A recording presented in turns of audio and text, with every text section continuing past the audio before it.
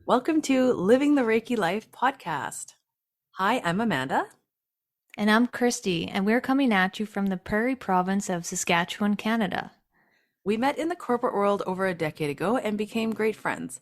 We started our Reiki journey together, and now we are Reiki masters. Follow along as we navigate life living the spiritual world while still working the 9 to 5. We gather twice a month to chat all about Reiki and our Reiki journeys, energy healing, and other healing modalities. We are going to interview some of our gurus and cover a vast majority of topics that we find interesting, and hopefully you do too. Let's get at it. 1, 2, 3, 4.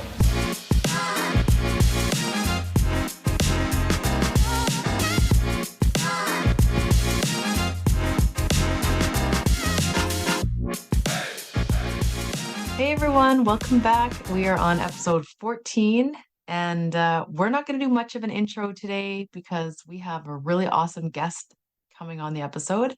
And we just want to do a quick recap. So for Monday, November 27th, we still have that full moon in Gemini. So if you wanted to practice any full moon rituals or charge maybe some moon water, I know I'm definitely going to be. I made some clearing spray. So that needs to be charged. And I believe the lunar eclipse season will be done by then, right, Christy? I believe so. Yeah. Right. Yeah, you don't want to charge anything in any kind of like lunar eclipse season. It makes like I don't know, it mucks things up a bit. And actually, Bree taught me that. I didn't even know that. No, I didn't know that either. I thought, oh, it's super powerful. Like, why not? And she's like, no, absolutely not. Don't do it. Huh. Yeah, it kind of makes things a little wonky. So I'm just holding off on my spray there, but yeah, that's gonna be it. Yeah, and with Bree, after we recorded the session, we just felt like so inspired by her wisdom of like human design and astrology that we actually ended up booking what she calls a clarity session. And it was amazing. Like she pinpointed down like my human design and like the energy behind it, and it really helped me understand like how I work with other people, how people perceive me, and like what to do in my business. And yeah, it just blew my mind. It was so worth my time and investment with her. It was really good. Yeah, same. Absolutely. It was very good, especially if you're looking for kind of a business advice.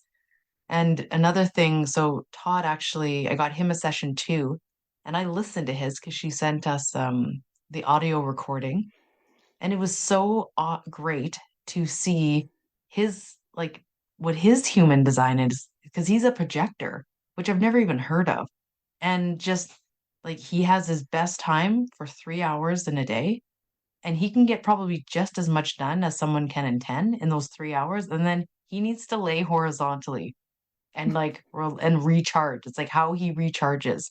So funny. So even listening to his, like it was so good just to have that understanding of him and him hearing mine. Oh, that's such a valuable tool just to understand your partner's energy. Like if he's laying on the couch, it's like, okay, no, he needs this. He's not just being lazy. It's like, no, his energy needs this recharge. Yes, yes, absolutely. Yeah. And I'm a manifesting generator in case anyone's interested. So shout out to us. I guess we're the like most common, right? That and generators, Hybrid. I believe. Okay.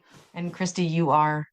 So I'm a manifester and they're 9% of the population. So it's on the rare side as well. And the way society works, it doesn't really work for our energy because we get these like spurts of inspiration and we can just go and go and go. And then when it stops, we need like serious rest. So it's so hard, like in the society we live in, it's go, go, go. We don't have a lot of time to just rest and recharge. And just learning that about my own energy, that I need that rest to go on the other side and then keep creating and producing and researching. It was just such a valuable like nugget of information. And she also like it goes into like I don't even know what it's like, the profile numbers or something. And Yeah. she was just telling me about how I should be a teacher and how I can explain things over and over again and not get sick of it and teach people. And that was super inspiring for me to hear, because then I sat down and I thought about like, what would I want to teach people? And I don't know, that just really lit me up. It just really like sparked a fire within me. So if you're feeling like kind of like muddled and maybe like stuck or unmotivated, I think a clarity session definitely stokes that fire. Yeah. I feel like it did for both of us too, like Todd and I as well. Yep. So enjoy the episode. It kind of runs a little longer, but like we could have talked to her forever. It was so good. She's so awesome. She's so kind. And she lives in Canada as well. So Yeah. Yeah. I hope you, or I know you guys will enjoy this episode. There's so many great takeaways. Like we get into the moon, the human design, and her backstory, which is super interesting. And yeah, hope you enjoy. So today we have another amazing guest to share with you that I'm super excited about. I met Bree in 2021 when we both took the Squamish Mediums mediumship course. And I remember being partnered up with her for our practice reading. And she knocked my socks off in that reading. She delivered beautiful, validating messages from a loved one that I have in spirit.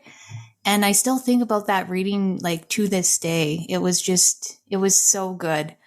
And Bree is a psychic medium and an intuitive guide. She has such a bright presence and a beautiful heart.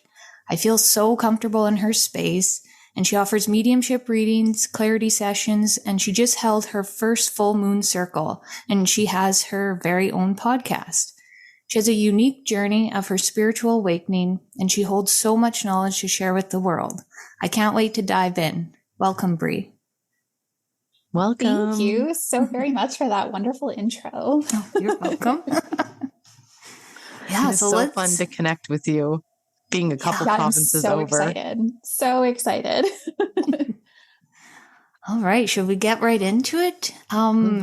Yeah, the first question we wanted to ask you was the story of your spiritual awakening, because it was like a unique one that we wanted you to share.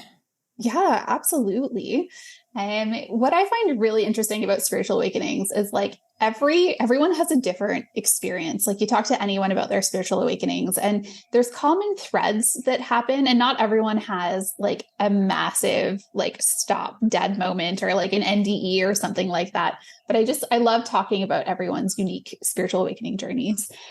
So mine personally, I've always been a very like psychic and intuitive child, but I grew up in a really like, very strict religious household. So there was none of that. Like we weren't even allowed to watch any Disney movies that had magic or anything like that. Like I was very sheltered as a child. And what I find so interesting about my story looking back now is I was still so drawn to it. Like I remember, like I was born in the 80s and I was a kid in the 90s, and I remember going to the library. So like didn't really have much internet back then.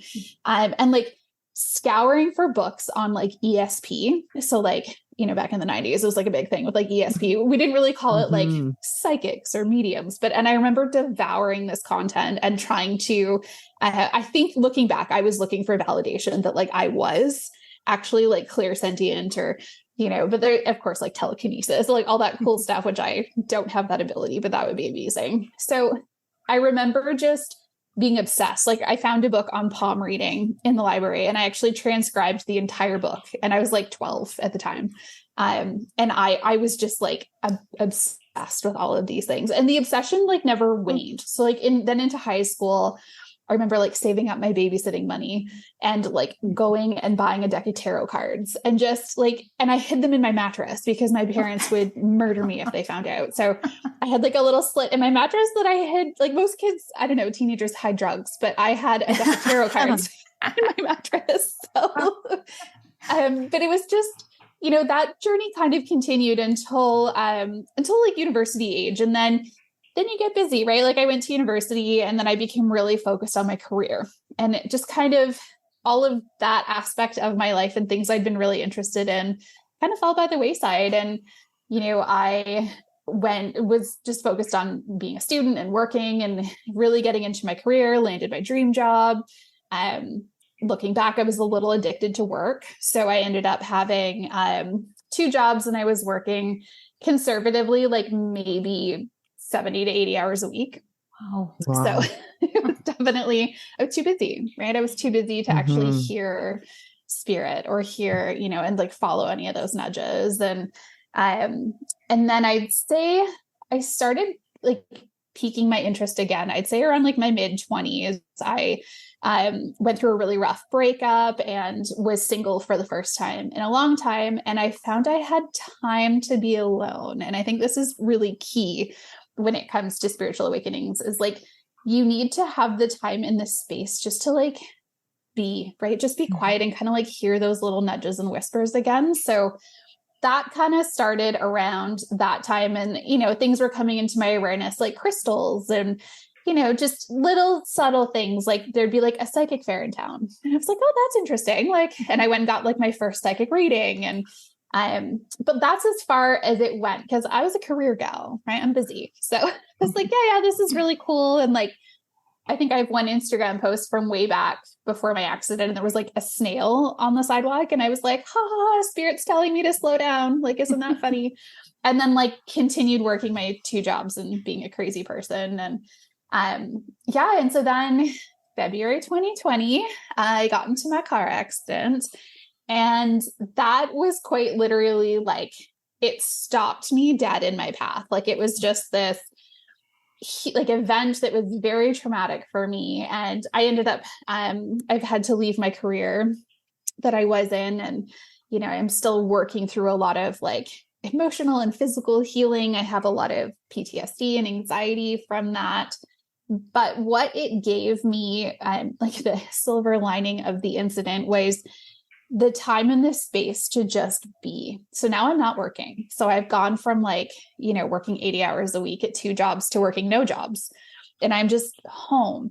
And part of my accident, I have a brain injury, and I've injured like the logical part of my brain, which for life sucks, but for psychic stuff is super helpful, because you stop over analyzing it. Right. And it was just like, all of a sudden that clairsentience just like, completely went nuts. And I was like, oh no, this is real. There are fairies in my garden. I'm hearing voices. Like all of a sudden, everything that, I'd kind of been aware of my whole life, it was just huge. And it was just, I couldn't ignore it anymore. It was just like so in my face. And and then from there, it was like no looking back. Things just, oh my gosh, it was crazy. It was like within a month of my accident, I won a free mediumship reading. And I'd never even heard of mediumship before. I had no idea what it was. And that first medium ended up becoming a mentor of mine. And like, it was, those like serendipitous moments where it just kind of became so almost comical, where like, how could I ignore it? It just wasn't an option to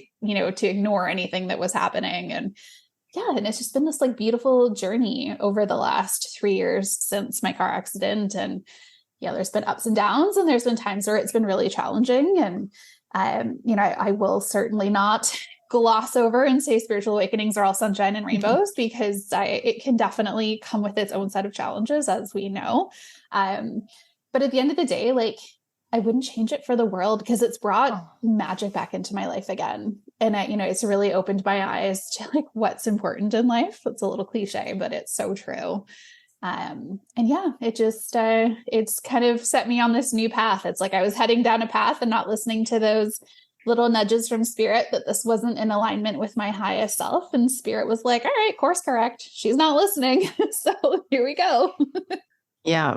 Brie, I can really relate to your story, actually. I kind of went through something similar. It's like when I was going through a big breakup and my life was in this like shift, it's just like, you're right. You re-find yourself, and you're by yourself. So you're alone. And then all of a sudden you're able to sit in the quiet and just fully embrace your own energy and your own self. You're not really kind of sharing a life with someone anymore. So it's only you 100% of the time.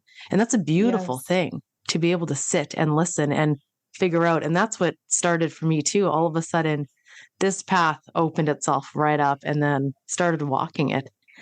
Yeah, Right. it's beautiful. I find it so interesting too. I think a lot of spiritual awakenings, you know, when you really kind of like find the common threads to them is like people, you know, I think it's more rare to like not have any idea about this world at all. And then you have like an NDE and you know, see the angels and come back and you have this like profound experience. I think that's super rare. And I think those stories are really beautiful. But I think for the majority of us, it's like it happens slowly. And like those, you know, I don't want to call them traumatic, but they kind of are. It's like traumatic events that happen in our life, like a breakup or like the loss of a loved one or something that really kind of makes you, I don't know, it shakes your life up. It's like the tarot card moment, tarot. It's like makes you take a step back and be like, oh my gosh, like, what am I doing? What do I want from life? What makes me happy? Like, this didn't work out. It makes you question things, right? And I think that questioning process is, you know, you start looking for answers. And that's kind of what, for me, especially like sent me down that path where it was, you're right. I'm like, oh, I'm alone all the time. I'm kind of bored. Like, what's going on in town? Hey, look, there's a psychic fair. Maybe I'll go see if they can tell me if I'm going to meet someone. And that's why I used to go when I was single, like all the time. I'd go get readings and energy healings because I was trying to find my soulmate. And I totally right. Yeah. And then it was like, what a rabbit hole. You know? Oh my God. Oh yeah. Mm-hmm. Yeah, it's funny. It's like the whole tower and the home that you've built is now burned to the ground and is on fire. That everything's tower on card, fire. and you're like, it's great. Here we go. Let's get out my toolkit and rebuild my life and start and then new. Like but it's so good. Spiritual awakening. It's like it's giving you tools in that toolkit every time. And it's like, you know, I don't know, like the house burns down again and you're like, that's all right. We've done this a couple times. Like we got this. Yeah. And you stop kind of fearing the tower card and you're like, you know what? I actually hated that pink color. So that's okay. We're just going to pivot and go somewhere else. So that's right. Do you remember what deck you bought with your babysitting money? Your very first one? You know what? I've never been able to find it again. I do not have it anymore, which is very sad. I do not know what happened to it. I think it got lost in the shuffle, but it was tiny. It was like this little tiny pocket tarot because it had to be small because I had to hide it, right? So it's like this teeny tiny little pocket sized tarot. And I got it at Chapters because I lived in like a little country town and that was like the only deck they had. And it was like, you guys can't see me if you're listening to this, but it was like just this like about this big, like it was, I don't know, like this tiny little square. And all I remember is it had like an eye on it with like green vines and like a purple background. So like brownie points to anyone that can find that deck. I probably bought it in like the late 90s. So I've never been able to find it since. But no, like that would be such a magical story if I still had that tarot deck. Reach out to us if you know it. Drop a comment. Let Bree find that deck, everyone. Oh my goodness. Yeah, your story is just amazing. And it just shows like how much healing you've done to be able to take like the positives out of something so like life shaking. Like it's just, that's where I find like in my journey, like when you're going through that tower moment, like life is shit. It sucks. But then when you can keep going and find like the truths about yourself and start listening to your inner guidance, like that's where the magic is. And it's not easy. Like, honestly, it's a tough road, but like me, I would never change it for anything else. It's brought me where I am today. It's so true. And like when you're in it, it's awful. It's horrible. No one wants a tower card moment. But you know, what I've realized is like through my life, you know, I've had so many of these tarot card moments pre and post spiritual awakening. And I've realized like that's just part of life. It ebbs and flows. Like we have flow states where we're on top of the world and everything is going amazing and we are loving it. But it's that whole image of like the waves, right? Like they come in and they crash and it's amazing. And we're on this flow state. We're like surfing in, but then they ebb back out. And that's just part of life. And so I've really done a lot of work with not letting the ebb state get me down and just be like, you know what, maybe this is an opportunity to kind of like rest a bit and like recharge and like something better is coming. It always is. The flow state after an ebb state is always so much better than the last flow state. Like you just kind of keep, you know, up and up and up. Right. So I don't want to say I look forward to tarot card moments now, but I don't resist them as much as I used to. And I'm always kind of like, oh, change. Okay. Change. Oh, This is fun. Like my life path is also a 5 in numerology. And so that's change. Oh, So That is. it's like That's another instability, change. Like, Yeah. I think that's just my path in this lifetime. So I'm like, all right, let's do it. Like, what do you got? So That's really interesting awareness about the number thing. Yeah, the 5 in the tarot deck, that's kind of like the disruption number throughout all the suits, which is funny. Yes. Oh, So that's my life path number. So, and I'm also a Sagittarius moon. So that is, definitely there is like, that helps support me with, having that more positive mindset towards change. Like, hey, this is exciting. This is fun. Let's see what's coming. Cause like I can resist it, I can try and be like, no, I don't want change, but it's going to come anyways. So I might as well just go with the flow and like see what That's comes sweet. of it. Right. I'm a Sag moon too. And I've never really like fully dived into that. Yeah, that's really cool. It's fun. It's really fun. So, yeah, I've met a couple Sag moons actually, and we always all get along so well. But Sag is like, okay, so the time of year is just before Christmas, right? So that like super fun, bubbly energy. And yeah, Sagittarius loves like traveling, change. They get bored easily. It's a fire sign, right? So like, there's a lot of that energy swirling around in there. And like your moon sign is how you, how you process emotions and things like that too. Right. So instead of like sitting in that like heavier resonance of like, life sucks, this is terrible, I kind of lean into that like bubbly energy and be like, okay, like, this is a moment. This is not totally really fun, relates. but like, we're going to work through it. It's okay. And don't get me wrong. Like I struggle with my mental health. I have severe depression. And so there are days that like, it is not all sunshine and rainbows, as I like to say, but it doesn't last forever. Never does. It eventually will pass and like, you'll be in that flow state again. So that's kind of what I hold on to kind of keep me going through the tumultuous landscape that is often my life. So, but that's so important though. Like when those moments come up of depression, knowing that you will get through it. Because I've been there before and it's just like, holy shit. It's like you're in a hole, but the most important thing is you can climb out of that hole and it's gonna be okay. That was a hard lesson to learn, but yeah. And I think too, it's like the idea that you don't have to climb out of the hole all at once. Yes. It's like, because when you're in, it's like, when you're right in like a depressive state, right?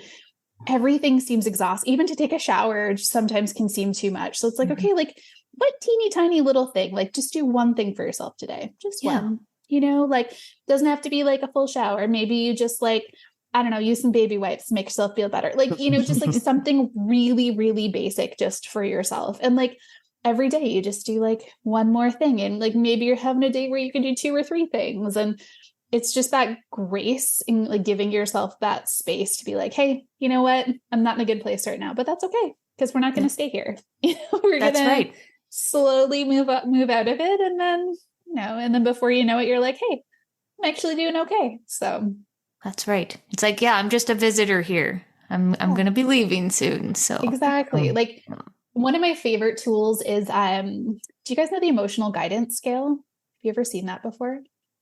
I don't know. Okay. I haven't. So, hopefully I don't butcher this because I don't have it in front of me right now, but the emotional guidance scale is kind of like every emotion has a vibration to it. And so there's like a hierarchy, obviously. The lowest, I believe the lowest is grief or depression. Like it's one of those, it's really, really low resonance. And then the highest I think is joy, for example. And then there's like, I don't know, maybe 20 different emotions in between there. So what I like to remind myself is like, if I'm sitting at grief or depression or despair, I'm not getting to joy today. There's like, 20 different emotions between depressed and joy. And so people that don't struggle with like depression or like deeper emotions, like my husband, bless him, but they'll be like, oh, you just like think positive. I'm like, awesome. That's great for you. But so, on the scale, I think, so for example, anger is actually a higher vibrational emotion than grief, for example. So it's like, okay, I'm not getting to joy today, but like, can I get to anger? Or can I get to boredom, which is actually even like a higher vibrational energy? Like, can I be bored today? I was like, yeah, you know what? I think I can handle bored. I'm not going to be happy. I'm not going to be like on top of the world, but like, I think I can handle bored today. Okay, that's good. Or like when you're in those, like if you're in deep grief, for example, it's like, maybe you can get to angry. And angry, I think, is actually like 2 or 3 above grief. So you're like, okay, like, hey, we're getting there. And then after a day of being angry, it's like, yeah, maybe you can get to bored, or you can get to like, I don't know, content or whatever. I forget them all, but whatever the other ones are sort of on the list. And that has kind of helped me shift my mindset of like, it's okay not to always be sparkly energy every day. Like I'm a pretty positive person, but like I have days, we all do. It's part of being human where I don't want to be a sparkly sunshine. I just want to be grumpy. So it's like, okay, just stay there and maybe try to go like 1 or 2 up on the scale. And that is a huge success for today. And maybe tomorrow you're going to start out a little higher. And, that's just makes it a little bit easier to kind of climb out of the hole, as you were saying. I love that. Yeah. I'm definitely going to look that up. I know. I wrote that down actually. I'm like, that's a really cool. We should almost post it when we release this episode.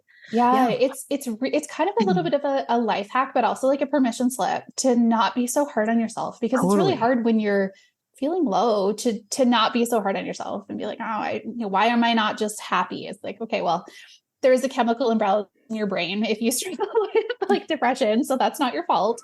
But it's like, hey, you can just little bit by little bit, right? And just like 1 or 2 hop up on the scale and just recognize that like being happy or being joyful that's a really high leap for a lot of us. Even if you wake up and you're bored one day, it's like to go to joy that's still a huge leap on the scale. So yeah.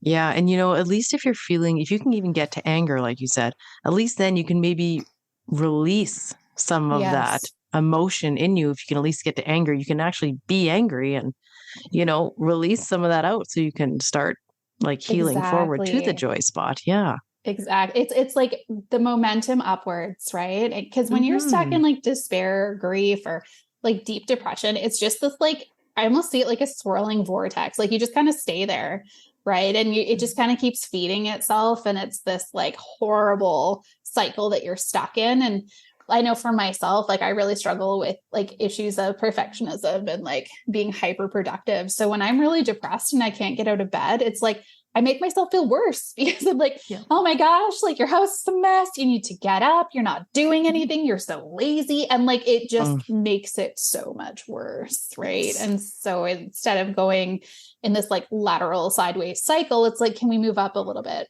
Can I be a little angry about the fact that like, this really sucks and I'm super frustrated? Like, yeah, that's pretty easy. I can do that.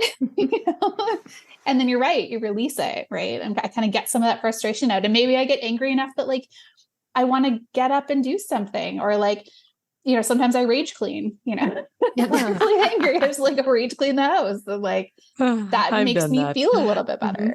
So yeah, that's awesome. Yeah. It kind of sounds like when you had your spiritual awakening, you kind of had some of those symptoms and things that a lot of other people would definitely relate to. So do you want to maybe just clarify to people like what it means when we say spiritual awakening, and then maybe some common signs that you notice or that you've experienced yourself with that? Ooh, I love this question.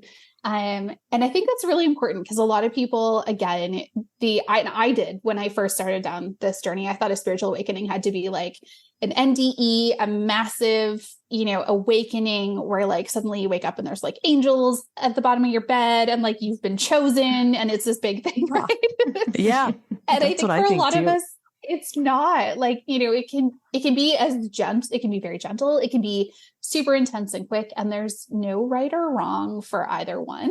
I think for me personally, like when I define it, it's a journey of remembrance. So it's suddenly becoming aware that there's more to this life than just like working and dying, basically, right? Where you're like, ooh, there's something more here. Like I'm starting to remember, like I feel this like desperate need to figure out what my life purpose is. it's not my career. There's something else. There's something I'm supposed to be doing. It's suddenly becoming more aware of like energy and like, if you want to get really, really technical with it, I believe that it's the ability to start sensing other frequencies. So we live in like a 3D world. And so it's starting to become aware of like fourth and fifth dimensions sort of around us. So that awareness starts to open where like now suddenly you're like, oh, I'm really drawn to crystals and they make me feel a certain way. Or like, I really like, how this feels, you start to just like your spidey senses start to kind of awaken. And I know for myself, the like figuring out what my life purpose was a huge thing. And so just, I think, trying to find guidance and then looking for that guidance in other places like cards or pendulums, like you're trying to find all these tools to figure out like, why am I here? Like there's something bigger here.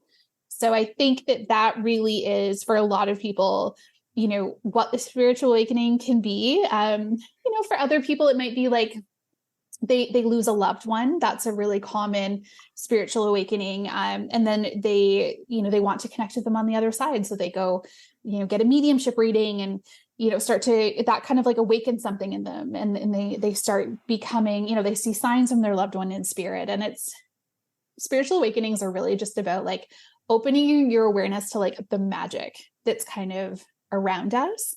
And then, wanting to connect with that and like, just, like go deeper and like starting to figure out the matrix, right? Like deconstructing what's going on around you. So true. Like just those big questions as to like, what is life all about? Like that was a big question that popped up in my mind when I first woke up. And it's just, it's kind of intense to think about.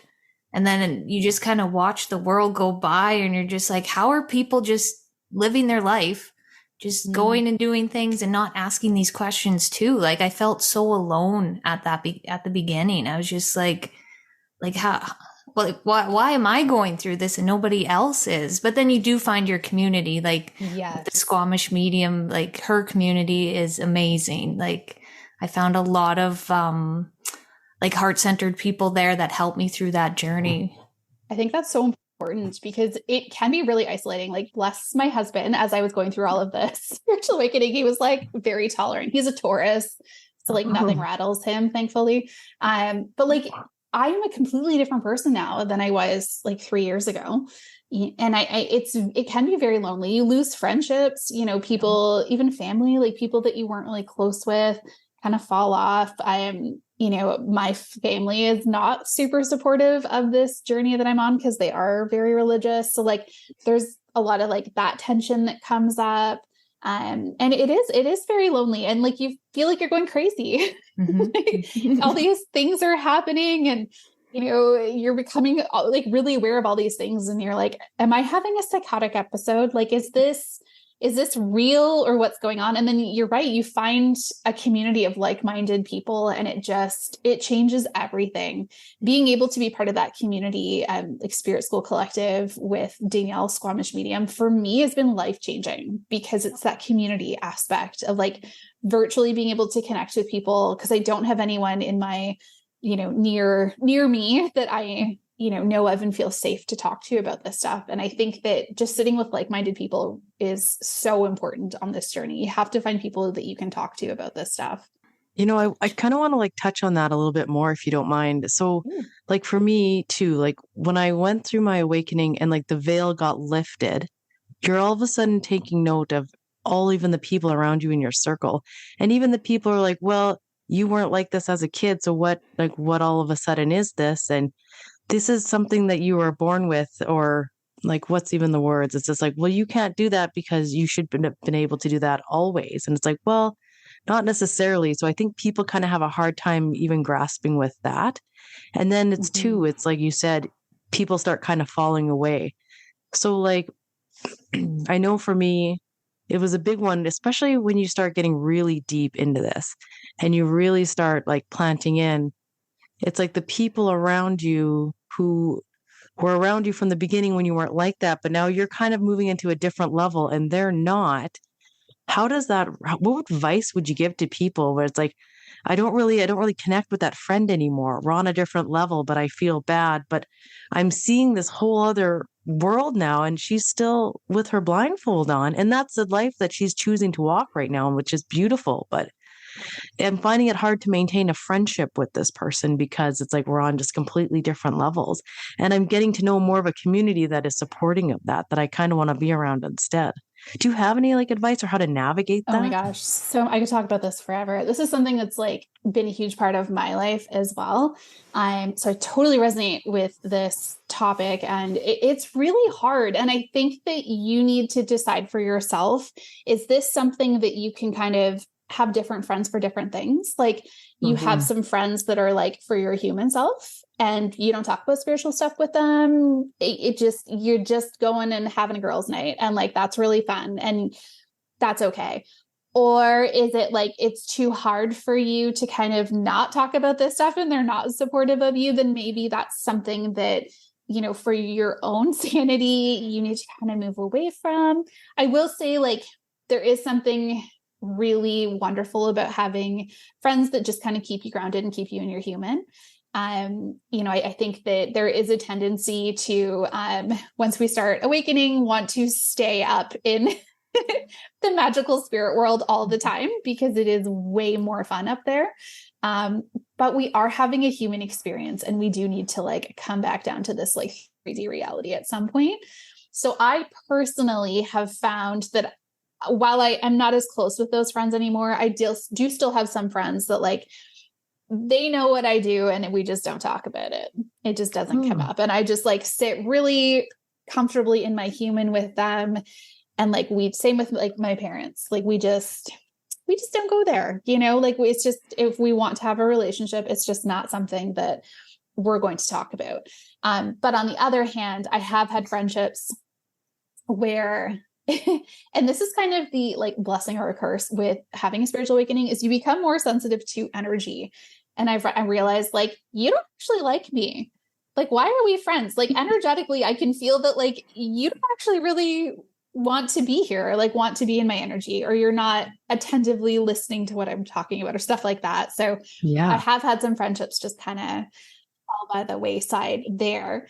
So I think that it's individual. Like I think it's really important to have a close community of people that you're able to talk to about all of the woo-woo things, like, you know, anything that happens, like you have a crazy dream, or like you had a really cool meditation, or you have a question about something, like you need those people. Those people are so important, but it doesn't necessarily have to be like your closest friends and family either. Like you can kind of learn to live in both worlds.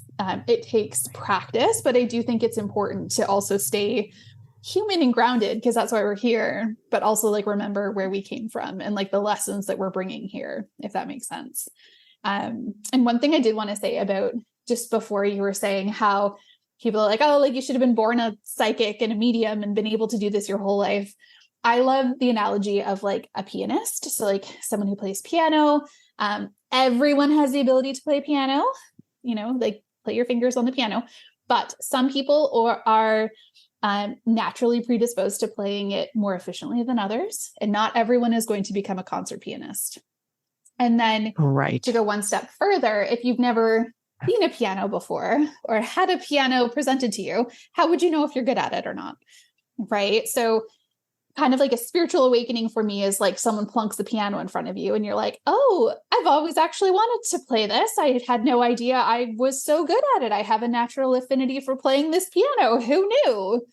Right. So I don't think that's fair, because like, look at me, for example, like I grew up in like a super conservative, religious kind of psycho household with very controlling parents. And like, of course I had no idea I was a medium. I didn't even know what a medium was. I'd never even heard of that before until after my car accident, when I won this mediumship reading. And of course I didn't know I was a medium because I had no idea what it even was.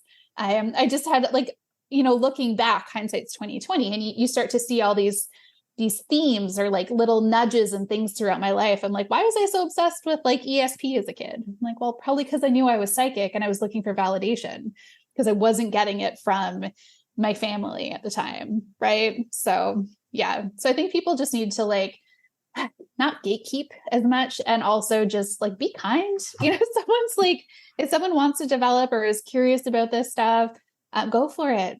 Follow those nudges. There's a reason why you're feeling drawn and called to it. And I think that, it's amazing that there are some people out there who forget which psychic it is. I don't think it's John Edwards, but there's one who's like born to a psychic, like his mom's a psychic. I can't remember who it is, but anyway, it's like, of course he's an amazing medium because like his mom was a psychic. So he grew up in this environment that like fostered that.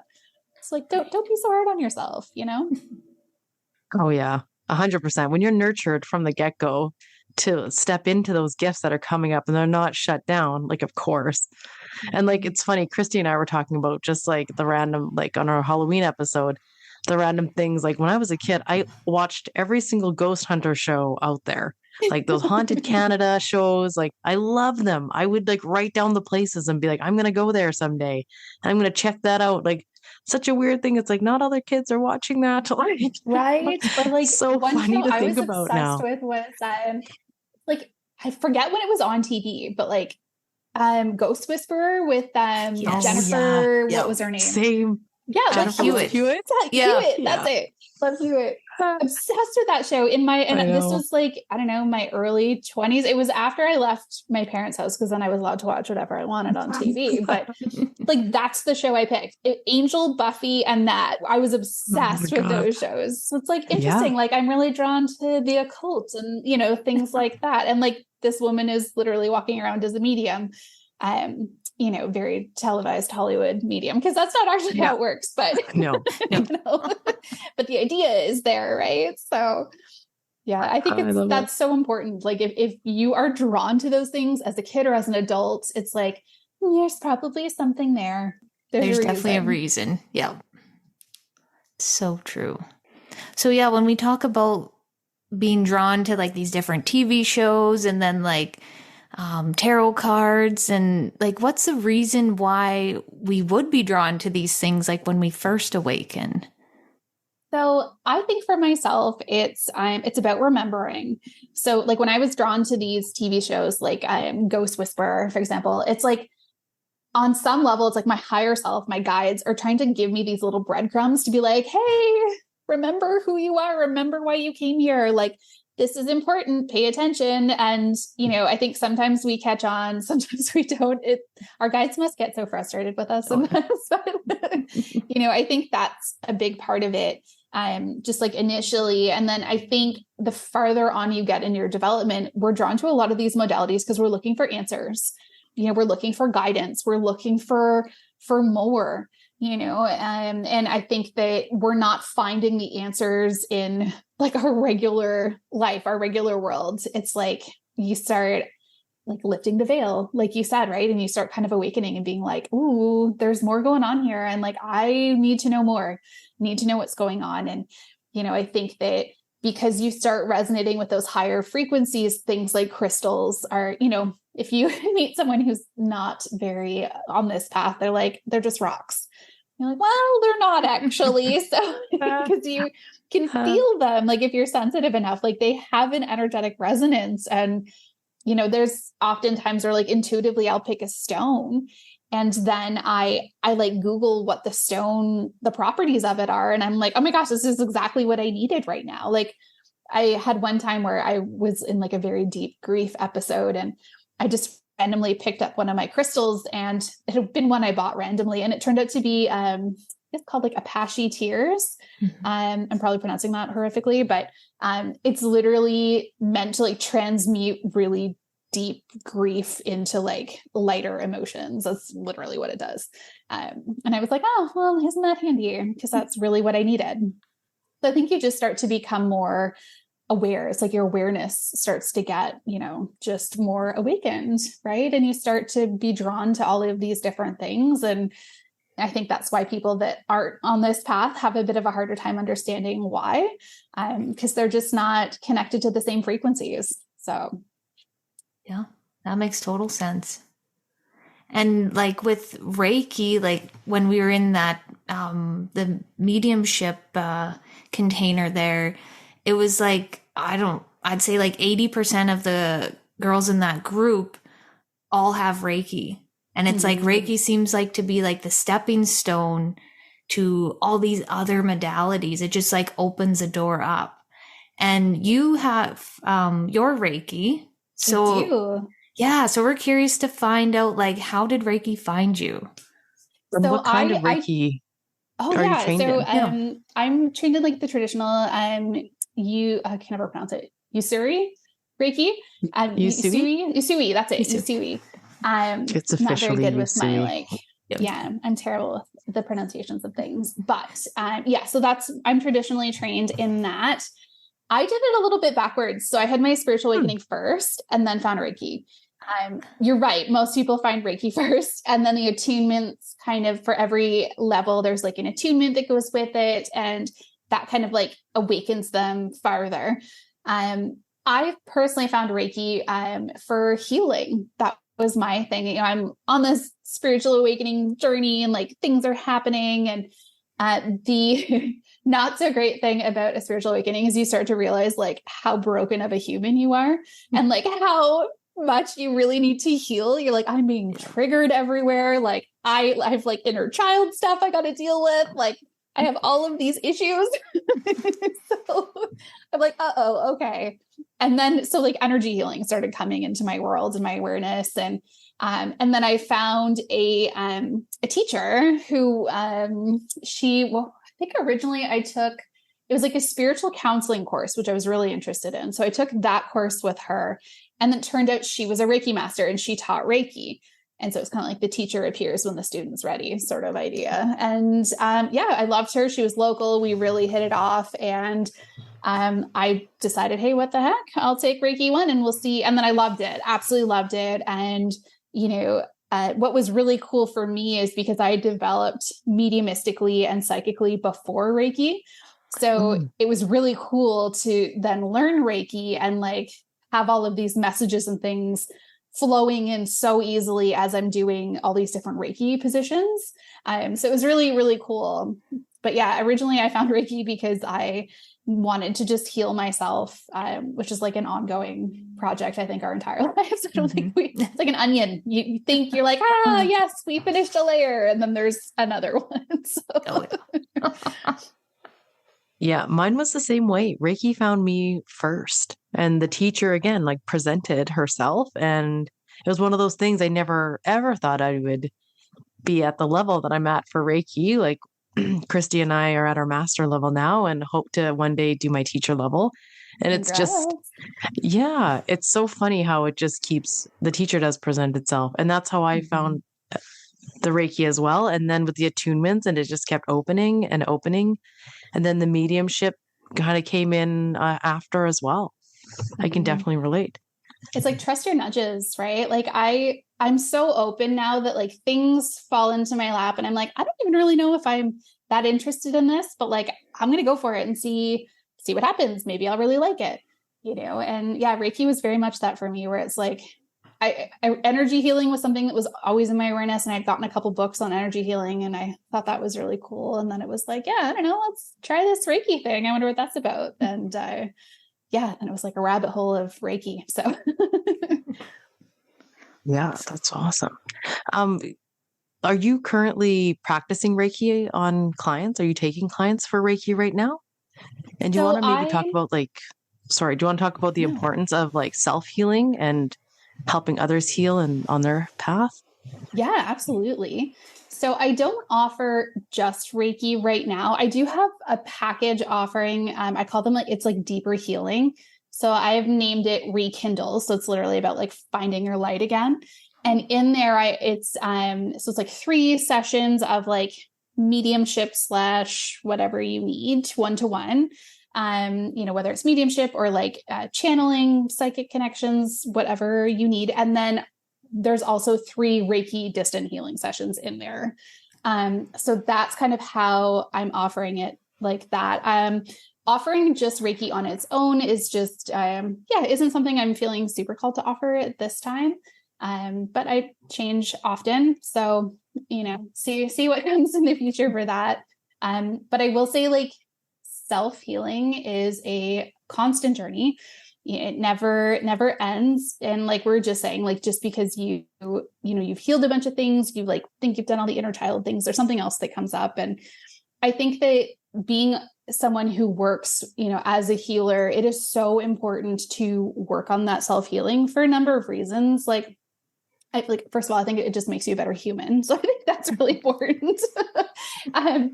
But I think there's, something so beautiful when you are a healer to like, you got to walk the walk, you have to be like, it's like, hey, I've been there. I've been exactly where you are. And like, let me help you together to like get through this. Right. As opposed to someone who's like, has never been there. You just don't quite resonate the same. Like if you want a guide or a teacher, like you kind of want someone who's been there, who's done it, who's done the work, who understands on, some level, like what you're going through and can kind of help guide you through it. And so I think that anyone who is doing any kind of light working, energy work, psychic work, healing is so important. It's so important because then you're able to really go deeper within yourself and like, just like be more authentic. And like, if you want to start getting into like energetic resonances, it's like making sure that like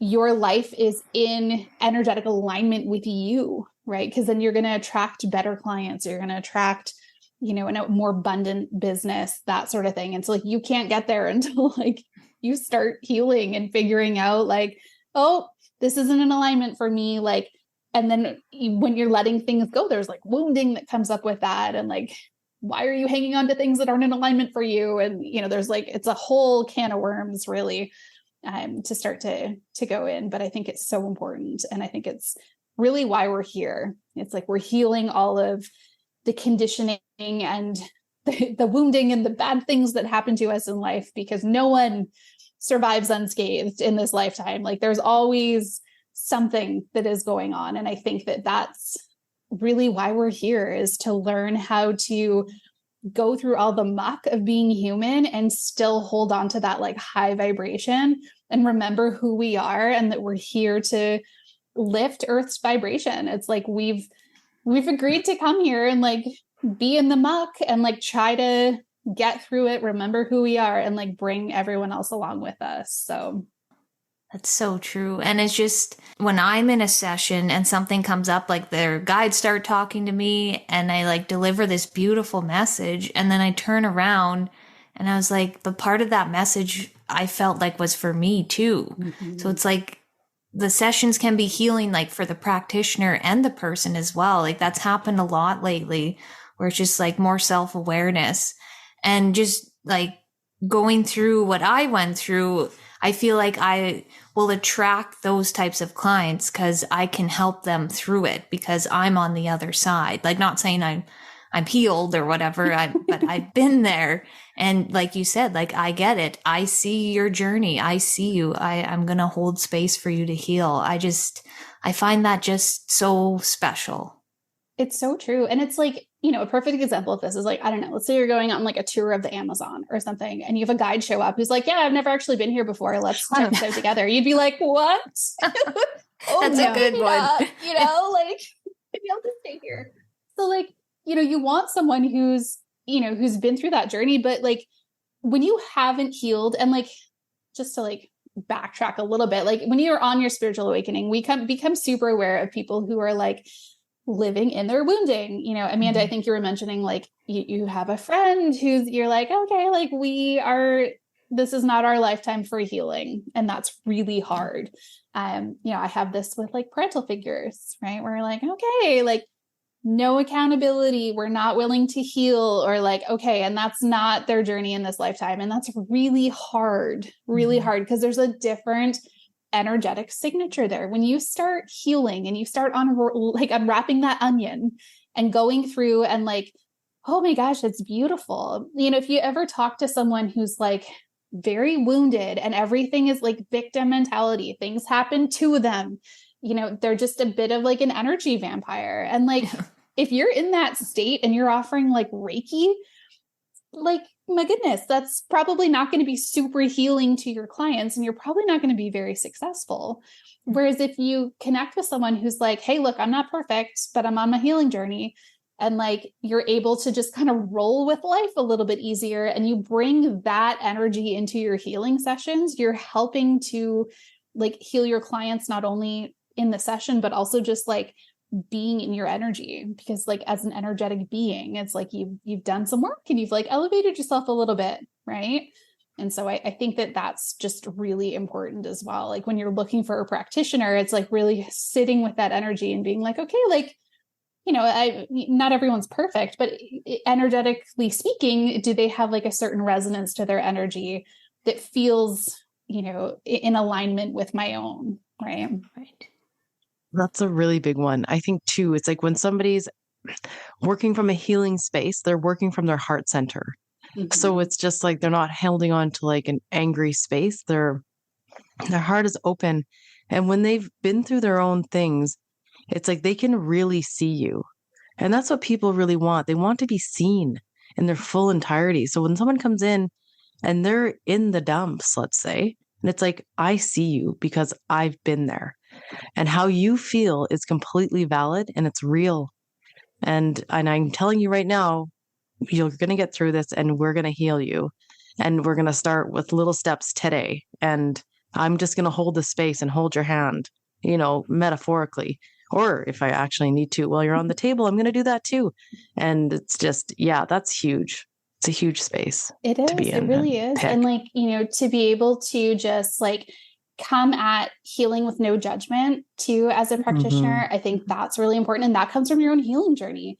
You know, like we're human, we judge, right? It's like, you know, anyone who says that they don't judge is lying. Like we all do, but that's part of the healing journey of realizing that like, you know, I don't judge you if you're in that victim mentality. It's like, I don't judge you. I send you love. I'm like, hey, look, like, that's just not where you're at in this lifetime. Like, you know, I'm able to look at people that have not treated me well in my life. And, you know, forgiveness is like a whole separate podcast episode we could get into, but it's the whole idea of like, you know what?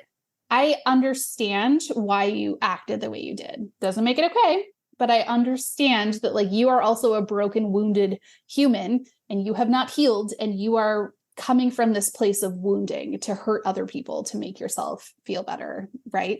So like, it's like when you have that kind of awareness with people, you're able to just, be less judgmental and like meet people where they're at and help them heal little bit by little bit. Right. So very important. That's a really good tool to have, is that like self-awareness.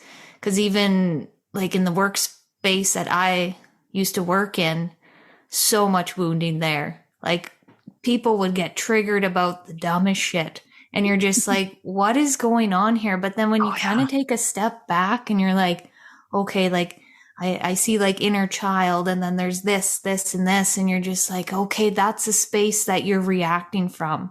So I'm going to show you compassion and not react to you because like that's what you're going through. It's hard to do some moments like where you're just like, so what is going on? But just to, take that step back. Like I can't say I always do that, but when I have it, I feel like the situation has like de-escalated like a lot. Totally. And like, you know, even when you're dealing with like family members or like, you know, people like friends, like, or like, you know, anyone that's just not on a healing journey, it's like, it's also helpful for you just to be like, don't take this personally. This is not me. They are responding because they have childhood trauma they refuse to look at. And like, you know, it doesn't make it okay, but it's like, it's not you. Don't take it personally. Right. So it's like that, like reacting with compassion. I mean, we're not all Mother Teresa, but it's like that idea of just being like, okay, don't let this, you know, take like fester and like take root inside your energetic body. It's like, nope,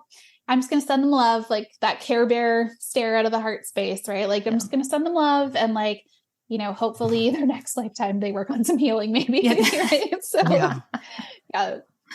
You know, even like sometimes I even take it a step further. I even like start thinking about, I wonder where their like Chiron is in their astrology chart, right? Like where's their wounded healer sitting and how they're dealing, how they deal with emotions like that. Sometimes I even like, you know, you think about their birth chart and how like it really plays into their character of who they are, which unapologetically is who they are. Like Totally. that's how they're going to process that wounding. I did like a Yeah. whole podcast episode on that. And it was like, it was such a game changer for me in relationships in my life of pulling everyone's birth charts in human design and realizing like, oh, okay, this is why you are like this. Like my one sister who probably never listened to this, but like her Venus is in Capricorn. And I was like, okay. And she's a Scorpio. And I was like, okay, there it is. Like, I understand now, right? Instead of taking it personally, where I was like, I'm a Cancer sun. So like, I am like, my whole chart's almost like either Cancer or fire. So, you know, I get wounded very easily. And, you know, just recognizing that duality in our charts, or like my husband's like a Taurus, Virgo rising, like the man has no fire in his chart at all. And like, I have a lot of fire. I'm a rising Aries. Like, you know, I'm always like, come on, let's get this stuff done. But then I've also recognized like he doesn't have a defined root center in his human design either, but I do. And that's like that pressure cooker energy need to like get things done. You feel like you're running out of time. So it's, you know, it's helped me so much to just like everyone around me, I have like all their charts memorized because it just helps so much because it gives you that other layer of like, oh, it's not just me. Like they actually are designed to be this way. That's so what true. Bree, what is your sun, moon, and rising? I think we should all just share ours. Oh, I think yes, that's I would love that. So I'm a Cancer sun, Aries rising, Sagittarius moon. Right, Christy? I'm similar to your husband. I'm Taurus sun, Virgo rising, and Aries moon. So I do have that little fire in there. A little bit. Yeah. I love that. I know. I love that little fire too. So I'm Gemini sun, Gemini sun, Sagittarius moon, and Gemini rising. So I have double Gemini. Oh my goodness. I love Yeah. So that. I don't stop talking without that Podcasting's air perfect energy. for you. I know. So we started a podcast. I don't. But like, But if yeah, you look at your energies together too, it's like, you know, that Taurus is so grounding, right? Like, I know. so grounding. And like that Virgo Wonderful. also grounding, but like, we're going to throw some like systems and organization in there. Yep. And then, you know, yeah. And then like all that Gemini energy. Oh my goodness. And then you both have like the fire moons, which is like Yeah. really Right. complementary as well. So You know what? So- It does complement us, especially when like this last full moon. I felt like we were both feeling that Aries rage. And Mhm. it was so great to like text her and her feel the Aries, our like fire signs are just in alignment. And it just felt so nice to have that community that I could be like, Yes. "Rawr," and she was like, me too. And it's so Right? nice. Yeah. I like one of my close friends is also a Cancer moon. And so we're like very emotional, most emotional sign in the zodiac. That's And so good. like, oh my gosh, like I will send her a text and like the moon's in Cancer. And she's like, me too. And I'm just like a sobbing wreck. And like, it's hilarious. My husband, like, thank God I married a Taurus, I tell you, because he'll just be like, oh, the moon's doing something again. Like, here's some chocolate, honey. And like, just leave me alone. Yeah. Just throws chocolate at you. Right? He's like, okay, here we go. Yeah. Because I'm really volatile. I'm not like Cancer, like, you know, sun, and we're like super moody and all over the place. And then I've got a rising fire sign. So like, oh my gosh, I need that stabilizing earth in my life because otherwise I'm kind of a hot mess sometimes. So wait, Christy, what's Troy? What's his son? Do you know? So I remember I got him to ask his mom his time of birth, right? Because I was like, I gotta look up his chart. Oh yeah. And she's like, I don't know, in the afternoon sometime. And I was like, well, like between like 1 and 2 p.m. or like I need to know the exact time, Charlie. Yeah. Like, and she's just like, Come on, I lady. don't know. And I was just like, but no, you don't understand. So I do still want to find out. You can pull it. Like, I think the rising sign changes every, I think it's like 40 minutes or so, but like you can pull a bunch of them and then just like take an educated guess or like intuitively sort of feel into it. That's what I did with my parents because I don't know their birth times. But then like one chart came up and my mom was like a double Aries. And I was like, oh, that tracks. Oh boy. That's it. For sure. So, yeah, like, so like you can make educated guesses, and like a lot of it doesn't change. Like if you knew it was afternoon, like within a couple hours, you'll at least get like the gist of it. I think like rising sign and like the moon might change depending, like, but you can get pretty close. Yeah. I should at least his ask son. her. Yeah, he's Like, a what is- Sagittarius, but okay. I feel like he's more Scorpio though. Like, yeah, just with maybe he's a Scorpio moon then. Yeah, that would make more sense. It's really interesting because I find the others temperate. So like, for example, my friend who's a Cancer, it's like, you know, but we have completely different rising and moon signs. And it's like, we're very different in a lot of ways. Or, you know, I think I shared a story on my podcast about this, but a friend of mine, she has a Taurus as well for her partner, but her Taurus is a Cancer moon and mine's a Gemini moon. And like, they're very different. She's like, oh, is your Taurus like super romantic and like really needy and like needs you with him all the time? And I was like, I love my husband, but like romance, oh my God, you could hit him over the head and he would be like, what? Like, he just, bless him, but he's just not like a super emotional guy.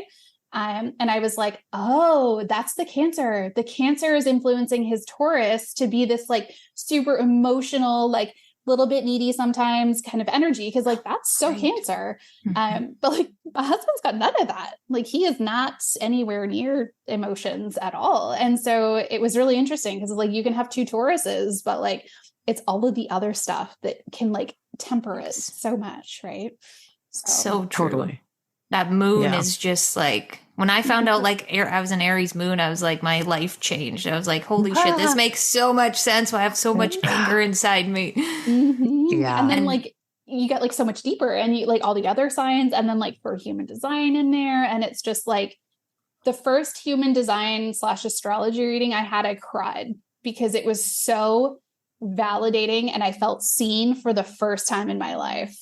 And it was like, oh my gosh, this permission slip to be like, yeah, you're allowed to be angry. Like I'm a Cancer. And so like Cancer sun. And I've always thought I'm supposed to be this like super soft, sweet, emotional sign, but I'm also an Aries rising and I'm a manifestor in human design. And so my not self theme in human design is anger.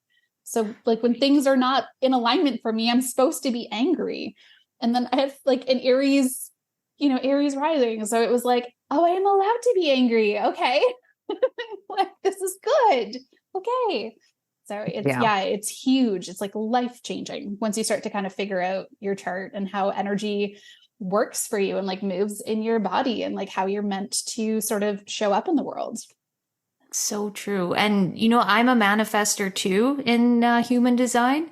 And I want to ask you, like, when you first found that out, were you like, what the heck? Like, when I read what a manifestor was, I was like, well, that's not me, like, at all.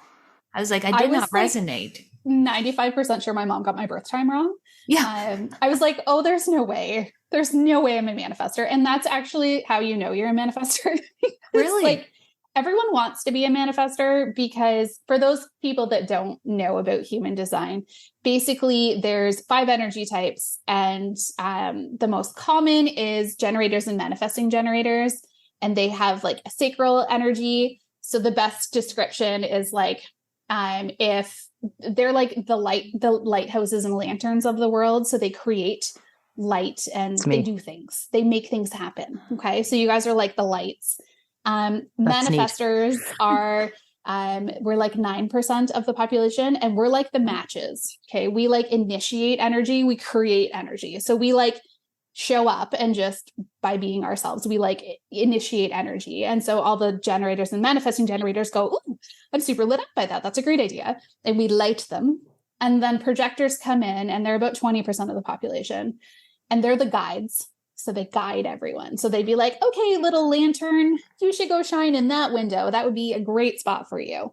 And then if we stay with the analogy, reflectors are like 1% of the population. And they're like the mirrors who would just be like in the room being like, you guys are doing so great and reflecting it all back so that we know that everyone is shining in a way that's in alignment for them.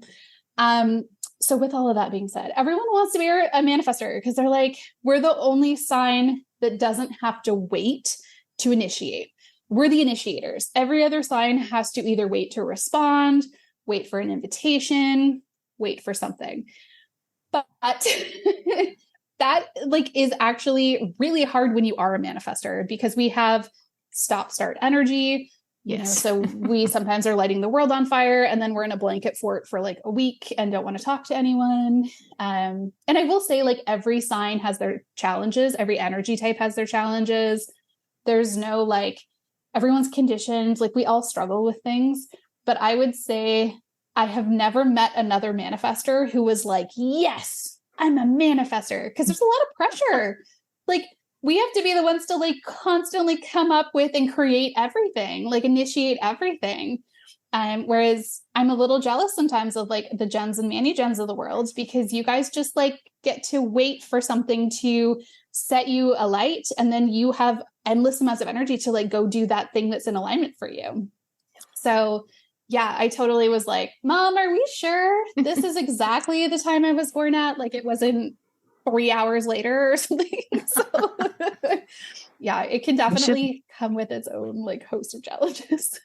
I realized, like, I looked up my son's birth chart, of course, like right away. He's also a Cancer. So I'm just embracing that. And then I haven't actually looked up his human design. So I should do that. Yes, I know. Human design and parenting, like, could do a whole other podcast episode on that. Because then I know what to, how to parent him, right? Have a better understanding of how he's designed. Yeah. It's like a total life hack with parenting. My sister has 2 littles, and she's really starting to like get into human design now. And one's a projector and one's a generator. Oh. And the little generator is like the little engine that could never stops, full of energy and like nonstop. Whereas the little projector is like, loves her naps, really cranky when she wakes up in the morning. Like the other one is like bouncing on the bed at like 6 a.m. And so, I've really been trying to show her, like, in parenting, I'm like, yeah, that little generator, like, go to the park, run. They've started walking to school now, and the little generator like runs beside the stroller, and the projector is like napping in the stroller. And I was like, perfect. That is so in alignment for them. Oh my God, that's totally me and Todd. He's the projector. And I'm, he's the cranky morning guy. So funny. And I'm like, yeah, I'm the other one just like bouncing in the morning. Life force energy. You're like, good morning, world. And he's like, totally. Oh God. Yeah, I'm annoying in the morning. Yeah. I love that. Like, I love me a good morning. But like, totally look up your kids' like charts and human design, because it really, I mean, if you have a manifestor child, oh my gosh, I could go on a whole tangent about that. But like, you got to let them like lead. You can't control them, because it just creates really angry little children that are constantly pushing back and having meltdowns. And like, my parents took me to a behaviorist when I was a little kid, because they actually thought that I was like either possessed by some sort of demon or like had serious anger issues, because I used to have temper tantrums. But it was like a super controlling environment. And as a manifestor child, that is the worst thing you can do, is try to control a manifestor, because like we're meant to just do whatever we want and like light the world alight, and just sort of create energy. So yeah, definitely look up your kids' charts. It's like total game changer. And your husband, like, makes a big difference. Oh yeah, absolutely. I would love to find out what Troy is. Cause that's just cause I did like a little dive into human design like a year ago, and just kind of like learned the basics of it, and just like how fascinating it is with like the gates and different things that open and close, and like it's a whole other thing. Like, I thought a natal chart was confusing at first, but like I found human design pretty like intense. Like, you have to describe it as like, if astrology and the chakras had a baby, it would kind of be what human design is. There's like energy centers, but there's more than the chakras. And then there's like planets, and that's what the gates are based on. So like, it is very complex. When you first pull your chart, it'll probably look like hieroglyphics. If you're not familiar with it, the most important things to focus on are your energy type, your strategy, and then like your profile lines. Those are really like the 3 most important. And then like, once you have a solid foundation on that, it's kind of like astrology, like your top 3, moon, sun, rising, right? like get a handle on those. And then you delve into like Mercury and Venus and Mars, and like you start to kind of like my North Node, right? So human design is kind of similar. It's like stay within those three, and then slowly branch out and like get into like the gates and the channels, and like then there's like your conscious sun and like conscious earth, and like there's so much. And then there's gene keys, and like, oh my gosh, it's like an amazing rabbit hole that you can go down. But yeah, start simple, because otherwise you'll be like, I don't know what this is. So I feel like every parent who's listening to this is like gonna start like running to find their child's human design for sure, and your spouse, or anyone that you're even interested in dating would be kind of interesting, like right? anyone, It's like anyone, right? Because like put on your Tinder profile. Right. Like, you know, I need your date of birth and time before you message me. I don't just so need to know like see. your sun sign. I need to know like deeper. Yeah, I need the real juice here. Don't even waste my time on date one till I find out what kind of human design you are. Because it makes a difference. Like, you know, some signs just work better with other signs, and like some energy types just, you know, work better with different energy types. Like I often find like projectors have a really hard time with this if they're paired with a sacral being. So like one of the gens or mani gens, because, you know, for projectors, like they get burnt out really easily.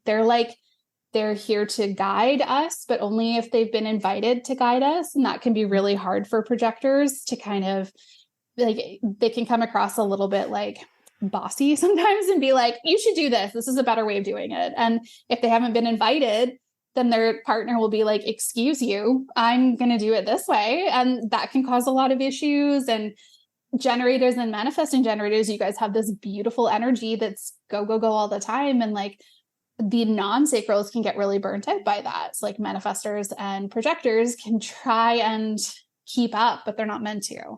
So, you know, I think that when you are aware of everyone's chart, kind of like in the relationship, that can kind of help you to be like, oh, okay, like it's not that they don't want to come to the restaurant with me and all my friends tonight. It's just that like they're really tired and they need time to recharge because they don't have a sacral, and I do, and I'm really lit up by this. So I have all this energy, right? It kind of like just, I don't know, I find it kind of helps you just understand people better, and then like adjust your expectations within your relationship, whether it's romantic or friendships or family or anything like that. So people can just go online and type in human design to find this, right? Like one of my favorite charts is myhumandesign.com. They have a podcast as well, and some books. Like it's a great little place, but I find the layout of their chart is really user friendly. And if you're not looking at, you don't want to get into all the channels and the gates and stuff, on the right hand side, it's like beautifully laid out with like your energy type, your strategy. Like I really like how they've done it. So that's usually my recommendation. Sweet. Yeah. I'm going to look that up. Yeah, absolutely. Bree, we kind of talked about like my son, and like I'm going to look up his human design, but do you have any other advice for parents who have like, they can tell they have gifted kids? Because I know I was listening to one of your podcasts and you talked about you being like sensitive, like as a child, to energies and stuff like that, and being able to just like find random things. And do you have any advice for parents on how to support their kids if they're noticing that too? I love this question. And like my inner child loves this question as well. Right. There's so much healing there. But I think if nothing else, even if you as a parent aren't really feeling called to go down the development path, that's totally okay.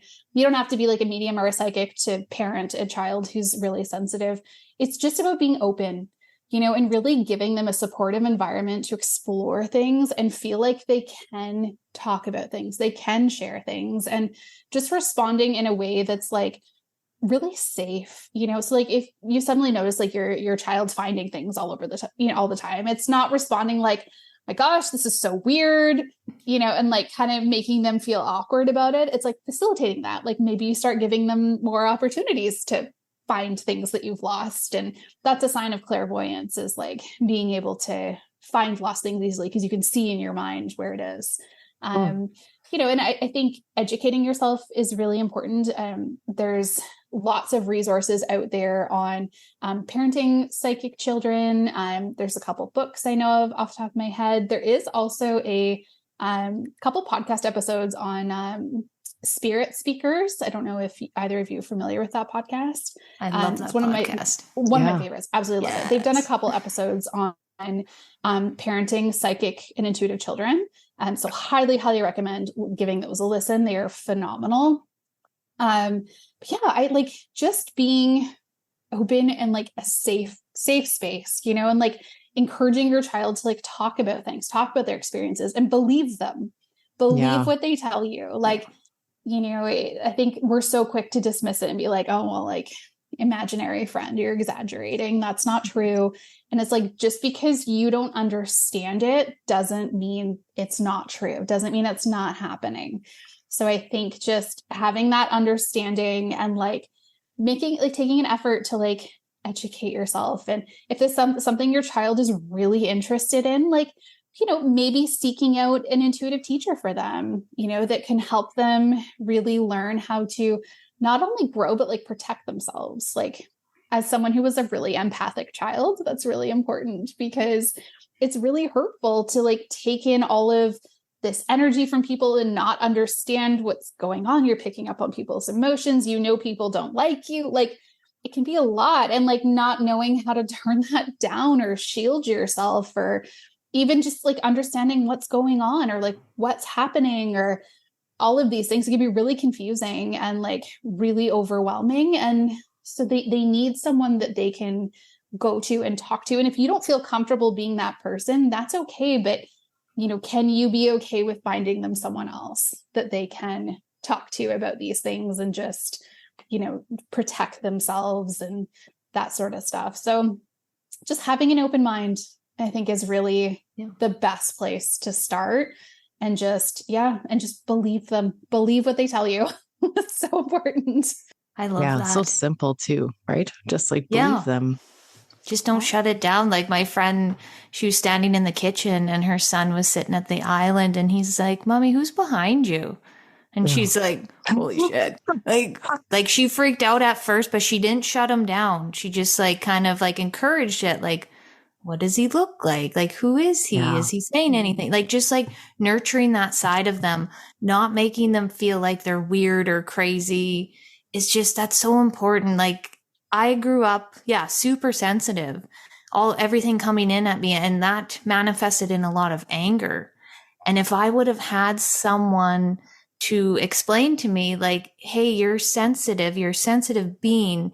Let's find a way to let go of things at nighttime, like at bath time, or let's play with a tree, you know, like something like that would have been like such a great tool. Like, of course, that wasn't my path as a child, but I just feel like for the parents out there, it's just like there's a way to nurture this and not like shut it down and turn that sensitivity into like a superpower. Like, it's not here to hinder you. It's here to make you like an amazing person. Like, there's nothing wrong with living in your heart. And one thing I do think that is really interesting is like generationally, I think it's the collective conscious is shifting. There's far more psychic children being born now more than ever. And I think that it's also really important. I'm getting chills as I'm talking about this, but if you have birthed a psychic child, or you have a psychic child in your world, they chose to come to you because you're equipped to handle it, to help them, to nurture them, to create this space for them. So I think that that's also a really beautiful invitation for yourself to kind of be like, this is interesting. Like, you know, maybe this is coming to me for a reason. Like, this is part of your own spiritual awakening as well. They're here to teach you just as much as you're here to support and guide them as parents. And, you know, I think that, I like to think anyways, a lot more people nowadays are like far more open to this. It's becoming a lot more mainstream than it was like when we were kids. You know, like no one talked about it. Maybe like Sylvia Brown was like, that was about it. You know, like no one talked about this stuff.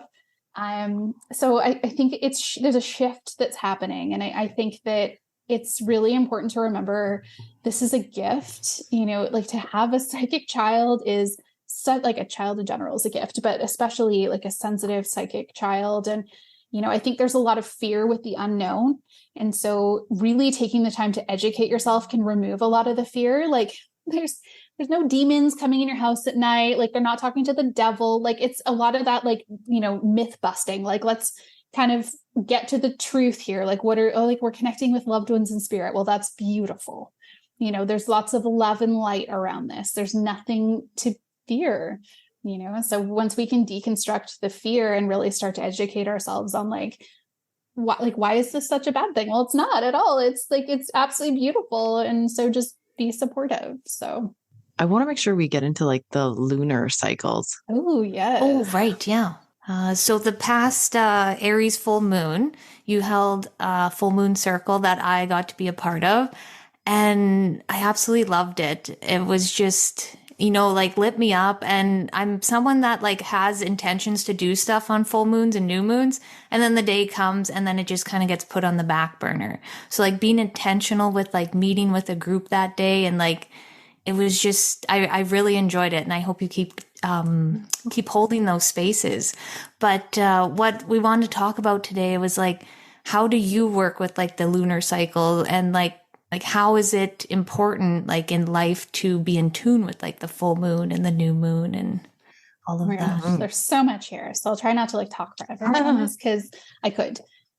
First, thank you so much. I was so happy you're able to come. And that's exactly why I decided to hold a circle, because we all do the same thing. I'm yes, full moon. I have to meditate today. Before I know it, it's 10:30 at night. And I'm I still have to meditate. It's a full moon. And then I fall asleep halfway through the meditation and I'm this is okay. So it's at least if, we can all come together in community and sit in circle, it's also benefiting me too, because it gives me the time to be able to also, intentionally connect to my practice, because being in your human happens, right? So yes, we'll definitely be doing more of those as well. Yeah, I might switch it up to the new moon. I'm not sure yet, but stay tuned. I always post them on my website and on my Instagram, so they will be there. Yes. Oh my gosh, the moon. So I've always been obsessed with the moon. I'm a Cancer, so we're ruled by the moon. So every astrological sign is ruled by a different planet. And so we're ruled by the moon. So I've always been really sensitive to the moon, always been really fascinated by it. And I think it's, really important to recognize that we're cyclical beings, seasons, menstrual cycles as women, things just happen in cycles. And for me, working with the moon has just been a really easy way for me to feel connected to my practice and to just kind of give me a boost throughout the month. I think originally I started syncing my cycle with the moon cycle and recognizing that ooh, I'm kind of ovulating with, I think it was the new moon is when I ovulate. That's really interesting. And there's an app called Stardust. Yes, I love that one. Yes. So that was kind of my gateway into realizing that there was these predictable cycles with the moon. And then I started realizing that the moon goes through every single astrological sign every 2 to 3 days. It changes a sign. And so it was a really neat way to kind of explore all the different energies in a month. Right. And then I started, as my sensitivity started growing, I'd noticed whenever the moon's in a fire sign, I'm fired up. I got tons of energy. I want to do stuff. Or if it's in a water sign like Cancer, I'm a sobbing wreck and I'm really emotional. So I think this is really interesting. And so when possible, I try and schedule things sort of around so that I know okay, if it's coming near a full moon, usually I'm menstruating. So that comes with, it's a whole host of I feel really tired and I'm emotional and I just feel like crap. But full moons for me are also really intense energy. But this most recent one was in Aries, like you mentioned, and I'm an Aries rising. So I had the energy to do it because it was I got that boost of fire. If it had been in a sign like Taurus, I may not have, because that's a really grounding energy for me. So when you're looking at working with moon signs, one thing I always recommend is there's an app called Full Moon. I'll send it to you so you can pop it in the show notes for people. It's free. And it sends you a little notification when the moon changes signs. So first step's awareness. So start tracking it. Start noticing oh, moon's in, I don't know, Aquarius today. That's interesting. How do I feel? What does this bring up for me? And then, as you go through like a couple months, you'll start to notice patterns if you track it. Like very commonly when the moon's in Aries, people get angry, right? They like feel that like fire. I mean, Aries is ruled by Mars, which is like the planet of like war and like anger and like destruction. So that's really interesting, right? And so that's kind of how I started working with the moon and how I continue to. And then, yeah, like when we're talking about rituals and stuff, like I'm human too. Sometimes I don't get to it. My ideal rituals are depending on like if it's a new moon, that's like manifestation intention setting, like we're planting the seed, right? So I usually always pull some cards. I'll, sit with my intention depending on like what moon cycle we're in. If it's like, I don't know, Aquarius. So like, how do I want to serve the collective for the next moon cycle? Like that kind of energy. I almost always do a meditation, but I try to keep it simple. I try not to like overcomplicate it. And I always try to sit with like the element that we're in. So like if it's a fire sign, I'll probably do some like candle burning something, right? Like try to bring some of that energy in. And then the other thing I'll say too is like when you're starting to learn all of the different astrological signs and what that energy means, it's like think of what time of year the sign lands, and that'll usually give you some hints as to the energy of it. So like one of my favorite examples is Scorpio.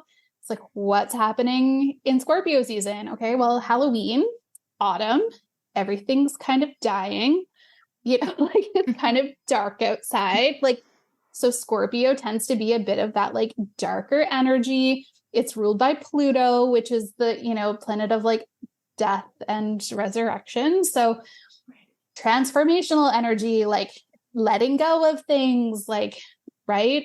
And then you think of like, I don't know, Aries, for example. What's going on in Aries season? Well, it's spring, right? Fire. We're like getting stuff done. We're excited. We're like coming out of hibernation. Things are amazing. Sagittarius, right before Christmas. How does that feel? Amazing. We are all like really excited, childlike, wonderment at the world. And then the next sign is Capricorn. Well, like what happens in the new year? Well, fun's over. We all go back to work, routines, like structure, right? Yeah. So like, it sounds kind of silly, but it really helps. It helped me so much when I first started like feeling into all these energies. And now I'm like Capricorn, yep, no fun. Back to love Capricorns, honest. But they're a hard energy for me because it's the polar opposite of Cancer. And we're like opposing signs in the chart of like the wheel. So whatever your oppositional sign is, you may find you have some challenges. So I'm like the most emotional sign of the zodiac, and Capricorn is the least emotional sign of the zodiac. So, I feel like that totally makes sense. I'm thinking of people that I know who are these signs, and I'm like, yes. You're like, this is accurate. Yeah. This is resonating. Yes. Yeah. But I really love that. Like with the cycles of the seasons, that's a really good way to learn things or like learn what the zodiacs are and what they're all about. And what's the app that you use for this? Oh, it's called Full Moon. Full on Moon. iPhone. Sweet. I'm downloading that like, for sure. Yeah. What the interface looks like. And then a big moon on the front. Blue background. Cool. Oh, I love that. So you can see like moving forward throughout the month, you're like, okay, we're currently in Taurus.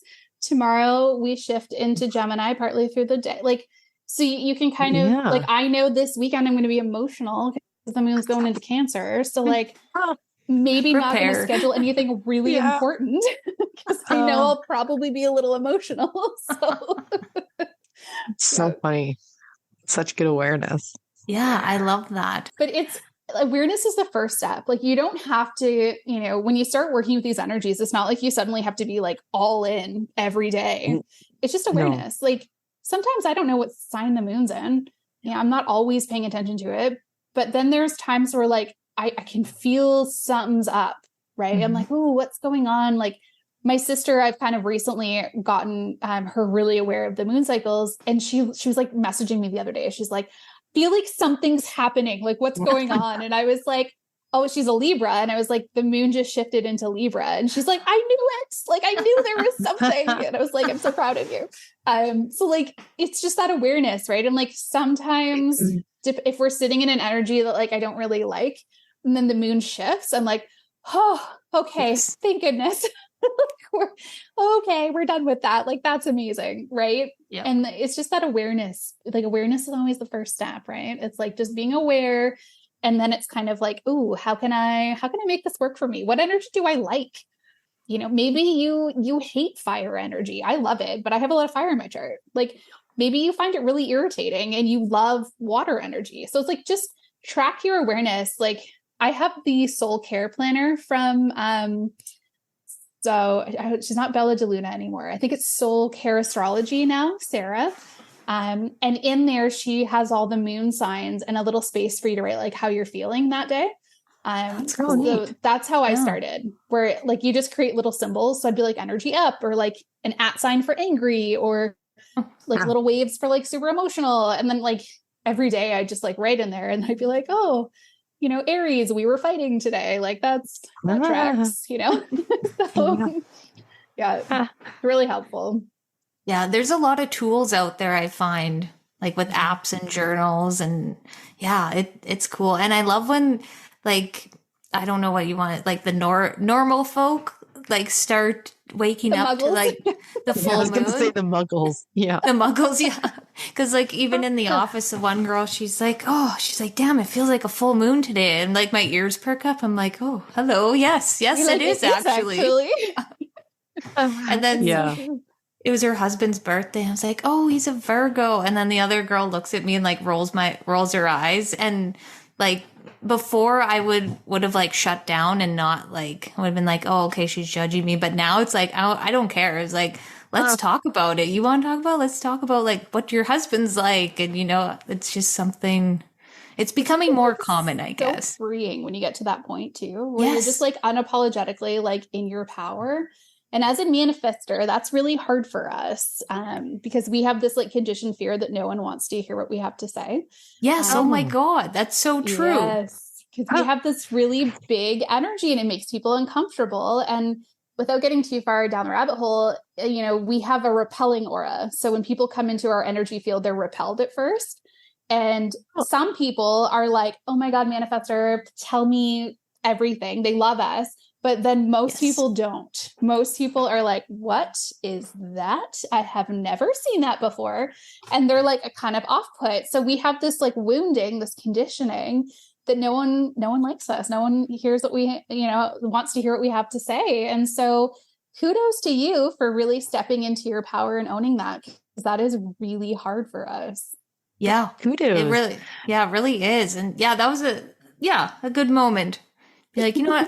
I don't care if you don't believe in this astrology. Like, you're the one missing out, really. Totally. I love that for you.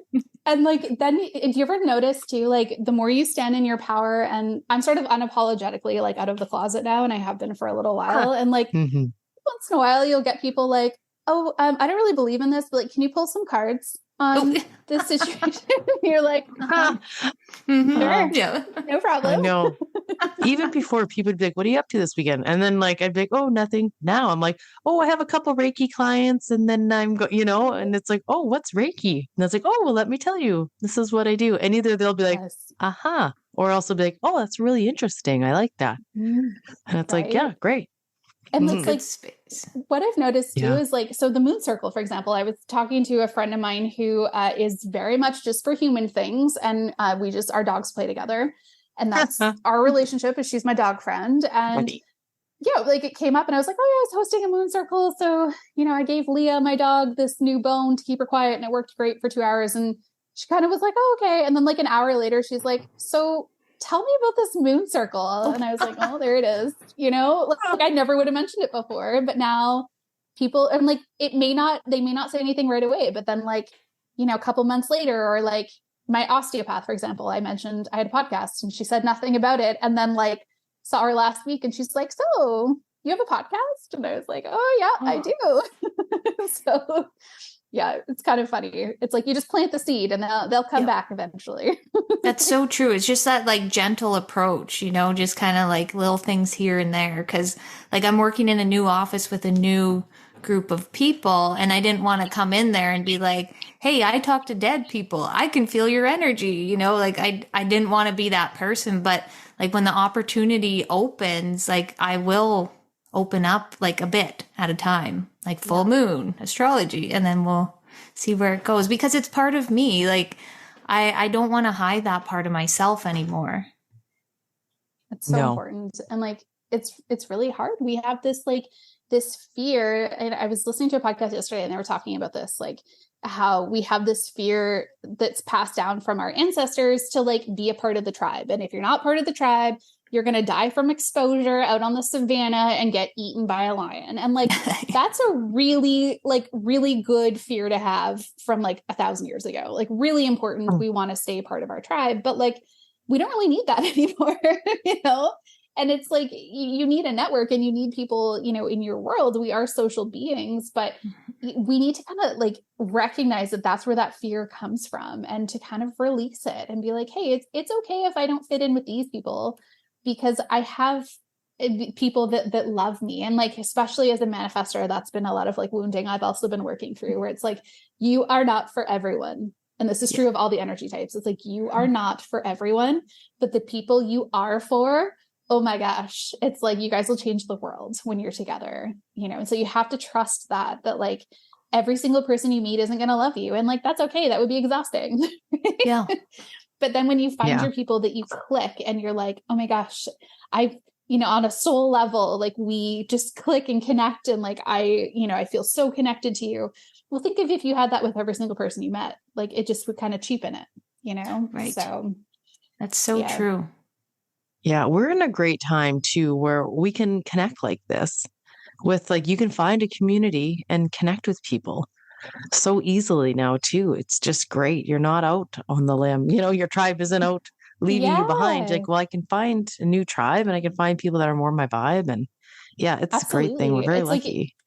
It's like the whole world is really just like open to us now. And like my closest friends that I've met, like through, Danielle's community, Squamish Medium, half of them live on the other side of the world. Yeah, it's like, they do. That's cool. I'm in Ontario and like half of them are out in BC and California. And like, that's amazing. But we talk all the time and it's just, your tribe can be anywhere, absolutely anywhere. You find your people. That's so true. Yeah, I love that. So, Bree, before we kind of wrap things up and you give us a card pull, which I'm so excited for, is there anything else that you wanted to touch on? Oh my goodness. Like I said, I feel like any one of these topics we could talk forever on, and like there's so much there.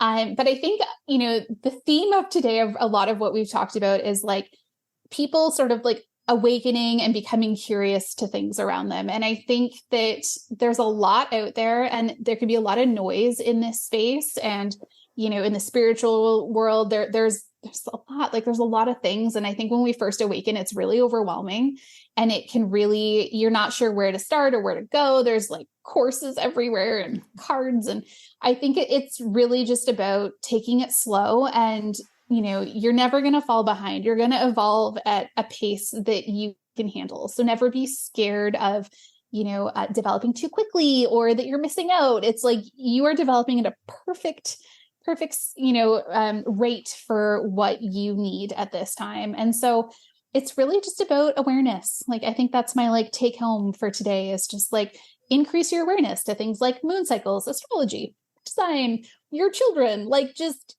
keep your awareness open, keep an open mind, and like trust whatever falls into your lap. If you meet a Reiki teacher, like, hey, maybe that's something I will be interested in. If you win a mediumship reading, it's like, oh, it's cool. Maybe I'll go down that little rabbit hole and just like let things come to you because they will. Don't fight it and don't feel like you need to go sign up for like all the courses and that you're missing out if you don't. It's like, just take a breath, like, just take it slow and enjoy it and enjoy the magic that's coming into your world, because before you know it, it's like oh my gosh, it goes by so fast. And then, you almost kind of forget what it was like when like you were first awakening. So like enjoy that time.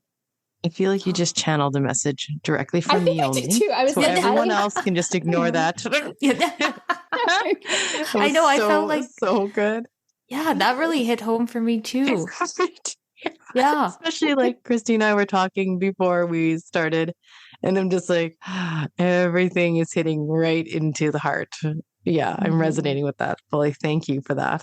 Oh gosh, you're welcome. And like it's so true. And I was the same when I first awokened. I was like, I need to take classes on everything. I need to learn everything. And like, I'm going to miss out. I'm going to miss this train of spiritual awakening if I don't get on this and like start developing. And like, oh my gosh, you don't miss anything. I promise. Like my most successful little jumps in my mediumship abilities have come directly after I've actually taken time off. Like I've taken like long gaps in mediumship development before. Like my dog passed away. I took 6 months off where I literally didn't even pick up a tarot card. I was so deep in my grief and my human. I did nothing. And like, you don't lose it. It's like a muscle. Okay. And so like, if my biceps engaged and connected and I'm like on it with my mediumship, that's great. But if I stop flexing my bicep, my arm doesn't fall off. It's still there.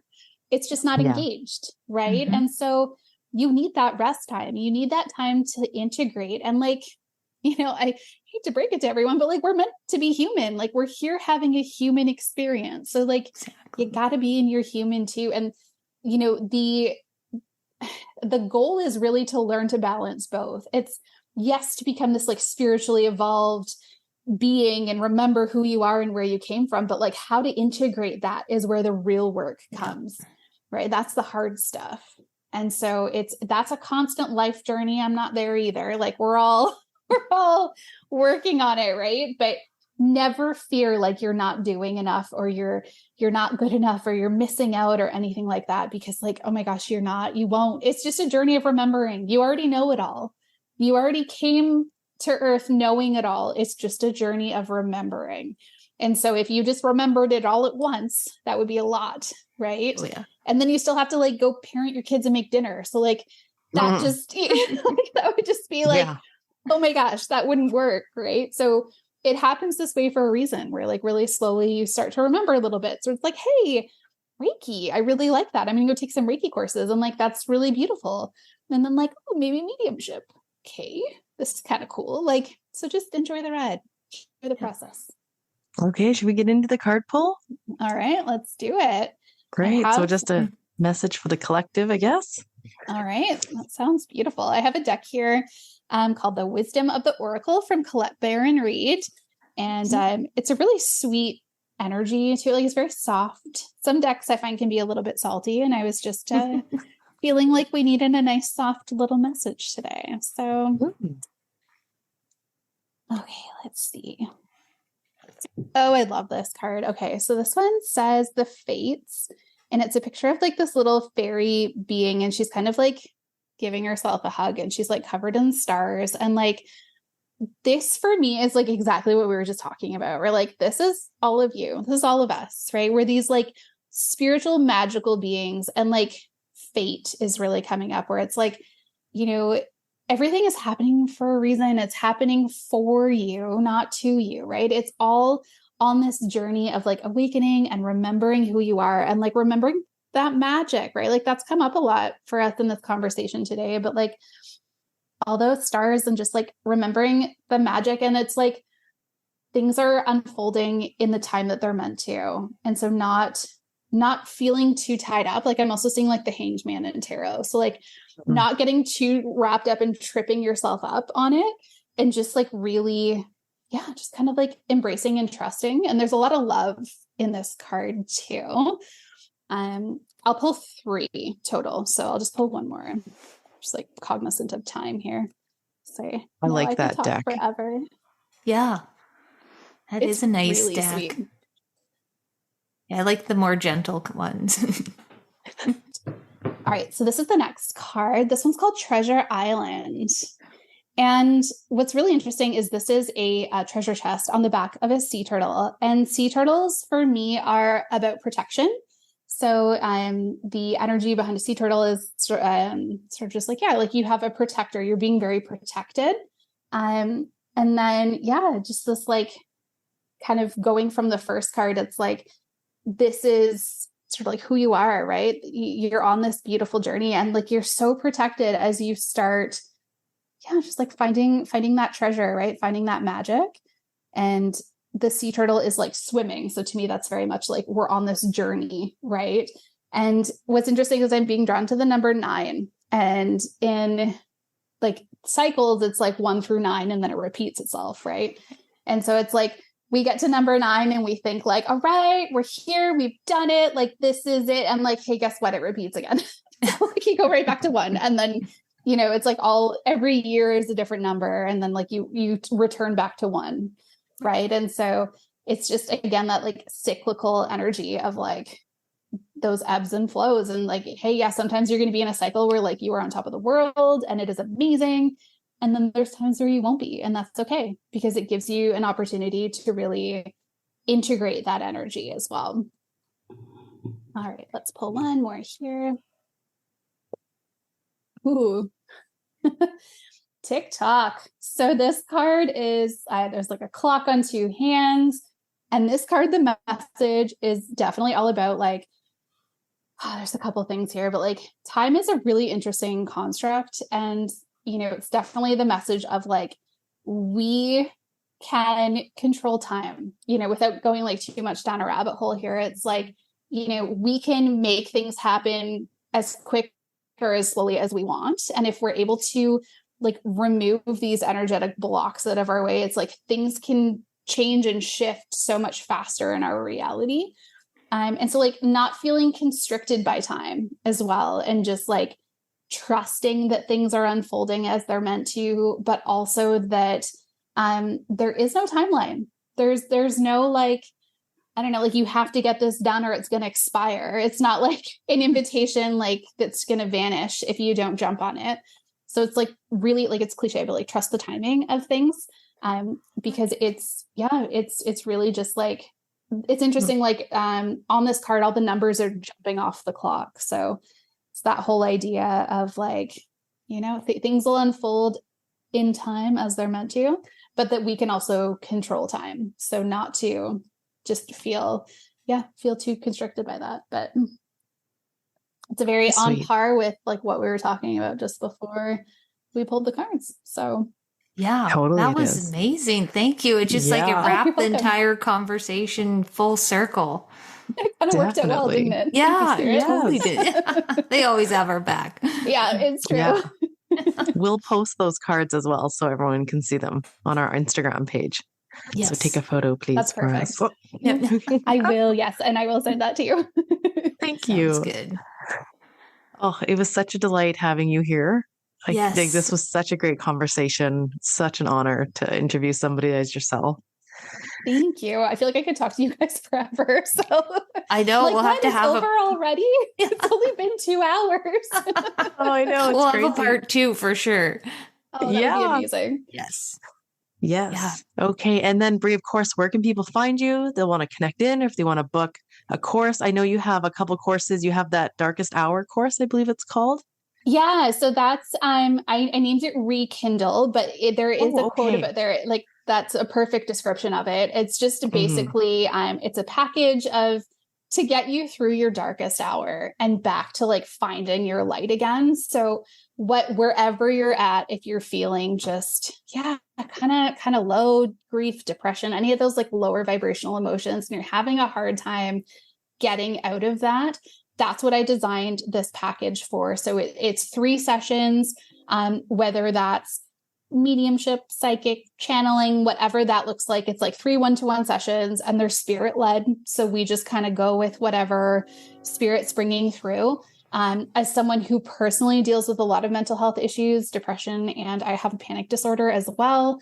I've been down in the trenches, and, I have a lot of tools in my toolbox that have worked for me that I'm happy to share through these sessions as well, just to kind of help you start like climbing the ladder out of that like pit of despair, right? So, and then with that package also comes 3 distance Reiki sessions, because I do feel that energetic healing is just like a huge part of that. And so, when we can really start to unpack some of that like wounding and conditioning and really start to understand ourselves better and heal, it really just makes the healing in the human world a lot easier too. So I do have that on there. I also do offer single sessions of mediumship and clarity sessions. So the clarity sessions keep evolving, which is really fun. I kind of just keep listening to spirit as to what they would like me to offer. But basically for anyone who's looking for any sort of guidance, they started out as business clarity sessions, but I've also had some beautiful sessions with people just looking for guidance on like, they're a light worker, they're having a spiritual awakening, they don't really know, what they should be focusing on. So yeah, anyone that's just looking basically to get back into energetic alignment with their life in whatever area of their life that looks like. I pull your astrological birth chart and your human design, and it's very spirit led, but I just really help you to learn how to work with your own energy and then like how to apply that in your life in whatever area you're looking for guidance on. So for example, if it's like your business and you have a business and it just doesn't really like, there's something you feel like you're missing, you're just looking for a little bit of clarity on like what you should be offering, or a course, you feel like you want to do a course but you're not really sure what to look at. That's something where like we would take a look at your chart and your design, and like, I channel spirit, and so I'm connecting like psychically to your guides, maybe your ancestors in spirit, or kind of whatever comes through, and then we kind of go from there. And then I am able to, my human design, I'm able to read your energy in the moment and know if it's right for you or not.